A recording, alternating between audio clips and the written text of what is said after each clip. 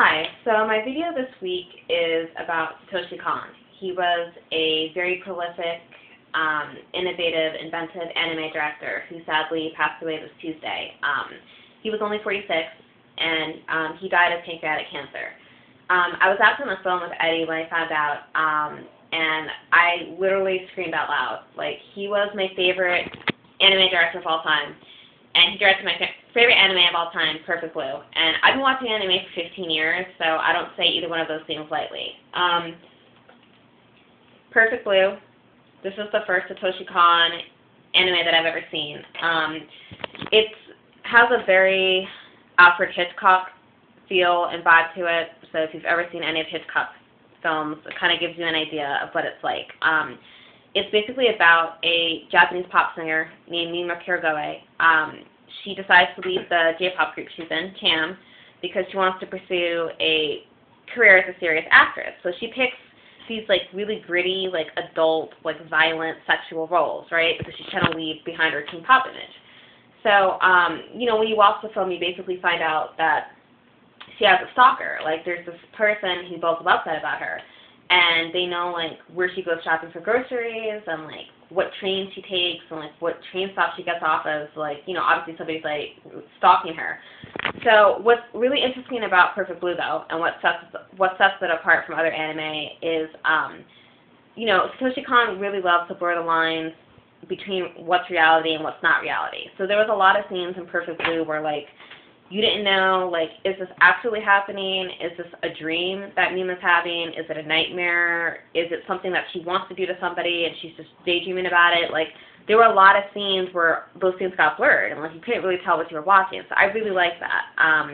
It was the kind of anime, like, you had to stay invested in the whole time. Like you had to pay attention, you wouldn't know what was going on. And I loved the ending. So, like I said, it's my favorite anime of all time. I've seen hundreds of anime, so I don't say that lightly.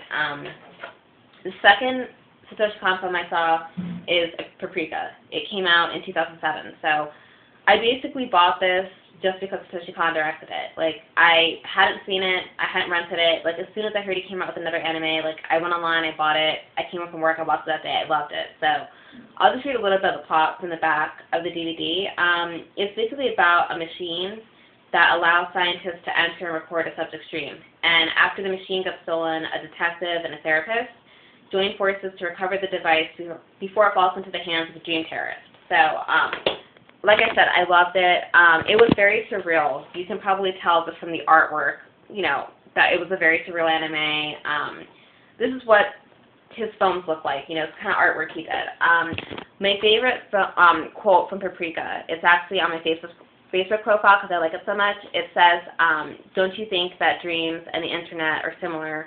They're both areas where the repressed conscious mind bends. And I think that quote from Paprika kind of encapsulates Satoshi Kon's work. Like, that's basically the kind of themes that he would explore, like dreams and consciousness and reality and just, like, surreality and stuff like that. So I saw Millennium.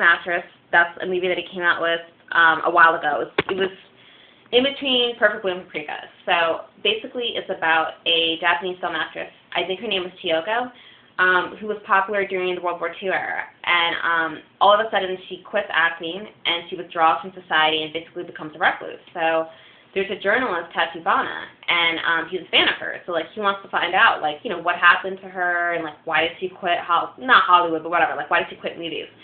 So he finds her, and without giving too much of the plot away, it's basically, he finds out that she fell in love with a guy and that she spent her whole life trying to find him, basically.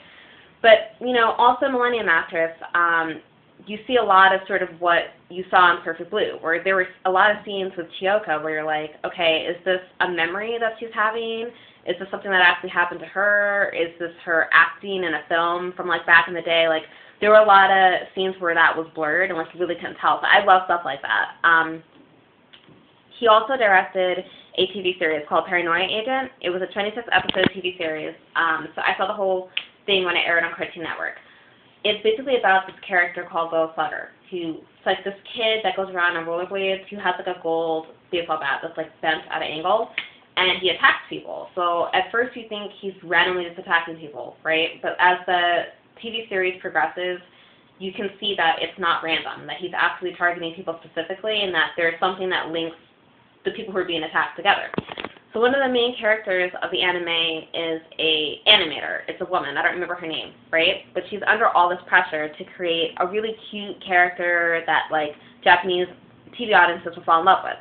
So she creates a character called Miromi. So it's this cute little pink dog. I was really obsessed with Miromi when Paranoia Agent was out. So Miromi becomes a really big character in Paranoia Agent. So it was really good. Again, very surreal, explores a lot of the themes that were explored in his other works that I've mentioned. He directed a fourth film called Tokyo Godfathers, which is the only, anime of his that I haven't seen, which I'm really dying to see.